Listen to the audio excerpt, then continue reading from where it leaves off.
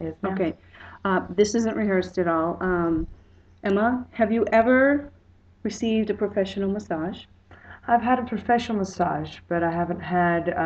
And what was the purpose of, well, It was for massage therapy. I had an injured leg. so therapy, pain relief, Hmm. rehabilitation.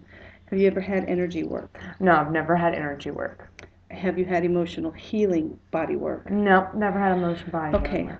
I am a body mind therapist. I view the body as the mind. I specialize in emotional healing body work. And the purpose of this demonstration was to find out if Emma would experience any of the religious experiences that temporal lobe seizure patients experience. Considering that I work a lot with the head and the brain and the structures all in there, and I work with the energy. I haven't talked to her yet, but I'm curious to hear what she has to say. So, Emma, what did you experience? Well, I experienced a sort of like getting in the bath when you feel warm water lapping at your skin. That's what felt like when the energy was pulsing through my body.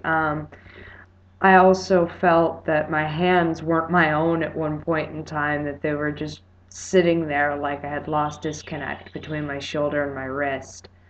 Um, So, there was. Do you remember at what point? Where were my hands when you were feeling that? your hands felt like they were right around in here more than they were on my So the face. parietal, Yeah, in the parietal which is our area. body image area. Yeah. There was a lot of spatial mapping I could feel going on when you were touching more of the parietal areas.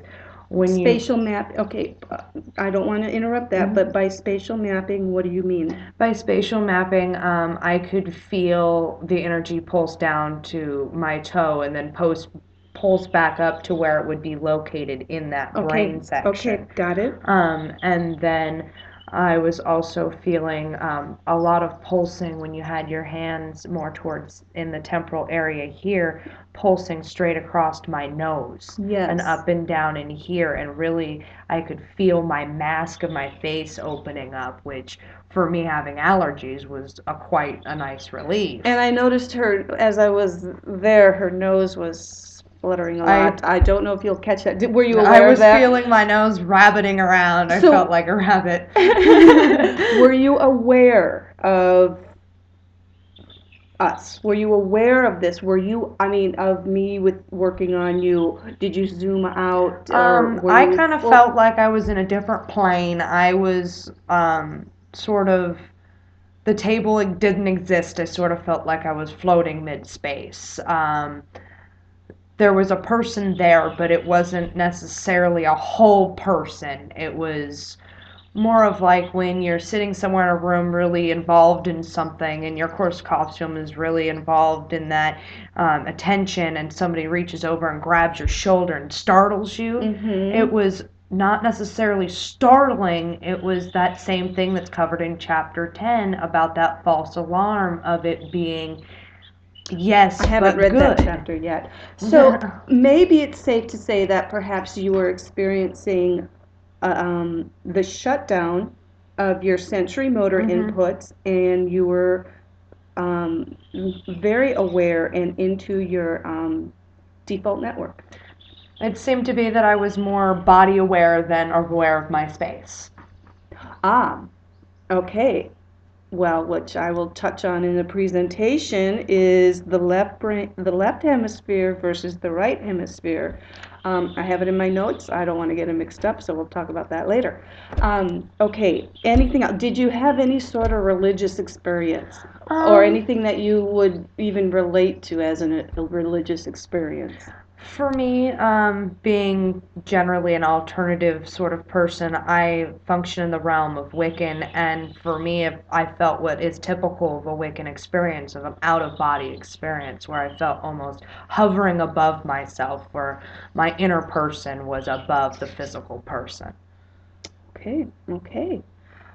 Anything else? Did Um, anything else that you felt or experienced? I know that I there were I don't want to get too much into off track and into my work, but there were areas where when you see me and I'm doing something like this, that's where I'm feeling it, and I it's kind of hard without, like, having a little mic inside Mhm. you, if that's where you were feeling it. But for those watching the video, when I do go like that, I'm feeling it. Or if I'm feeling, if I go like this, it's because I came across some energy, stagnant energy in your tissues, in your body, Mhm.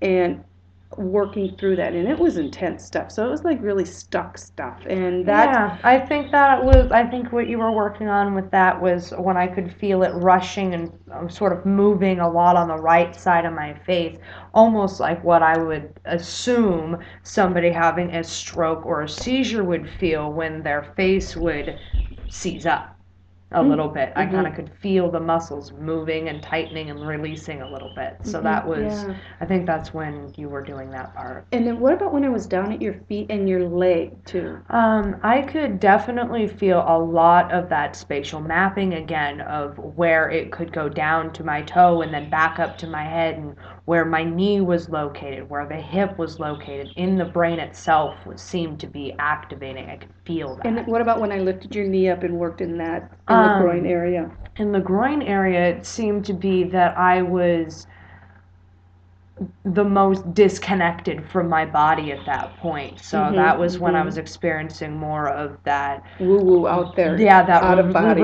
out of body religious Mhm. experience. Mhm. Mhm. Which makes sense because that is where. Well, I won't go into that now. All right. All Thank right. you.